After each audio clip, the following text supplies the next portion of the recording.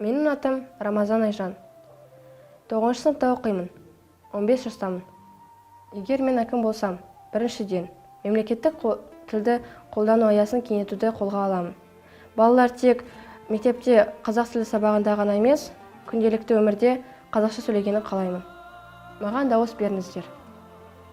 Меня зовут Бычков Евгений, я учусь в 9 классе, мне 15 лет.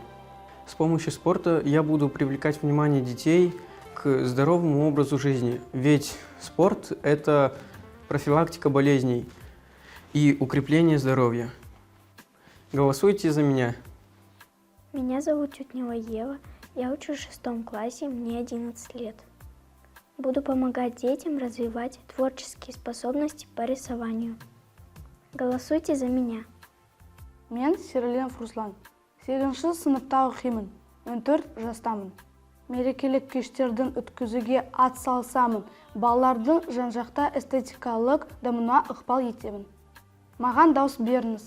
Меня зовут Кутусова Карина, я учусь в 7 классе, мне 13 лет. Хочу организовать различные мероприятия по логическому мышлению у детей с помощью викторины и интеллектуальных игр. Голосуйте за меня. Меня зовут Косарев Данил, мне 13 лет. Я учусь в 7 классе. Хочу развивать трудовые качества у детей. С помощью него создаются важные качества личности, как отзывчивость, заботливость, бережливость и ответственность. Голосуйте за меня. Мен Абдрахманова Анеля, 9 сыныпта оқимын, 15 жастамын. Мен балаларды бос уақытта көркем әдебиет оқуға шақырамын. Себебі көркем әдебиет баланың ой-өрісін кеңейтіп қиялмаштайды. Маған дауыс беріңіз. Меня зовут Касьянова Татьяна. Я учусь в 7 классе, мне 13 лет. Хочу развивать танцевальные навыки у маленьких детей.